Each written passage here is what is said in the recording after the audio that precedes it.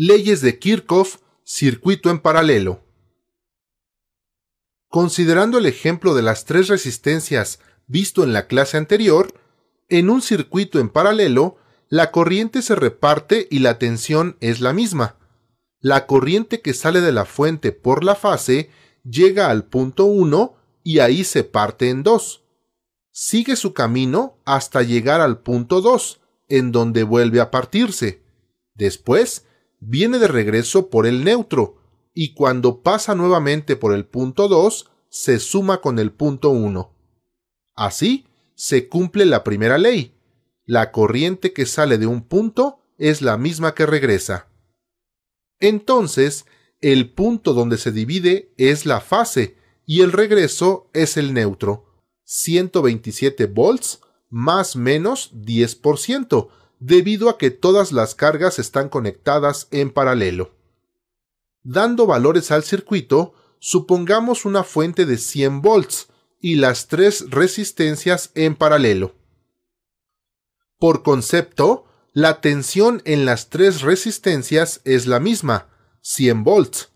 Esto debido a que en un circuito en paralelo, la tensión es la misma y esto se cumple teóricamente. Ahora debemos determinar cuánto es la corriente que sale de la fuente y cómo se va repartiendo en las tres resistencias.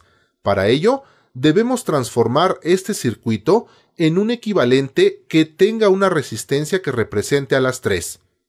Para un circuito paralelo, se obtiene con la siguiente expresión: el inverso de la suma de los inversos. Sustituimos valores de las resistencias. Haciendo las operaciones tenemos 1 entre 0.08, da 1.25 ohms.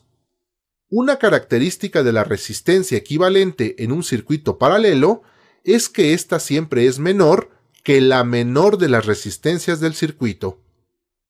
Ya con la resistencia y la tensión, entonces la corriente de la fuente será 100 volts entre 1.25 igual a 80 amperes, que se van a repartir en las tres resistencias. La corriente en la resistencia 1, aplicando la ley de Ohm, es tensión entre resistencia, 100 entre 10, esto da 10 amperes. La corriente en la resistencia 2 es tensión entre resistencia, 100 entre 2, esto da 50 amperes.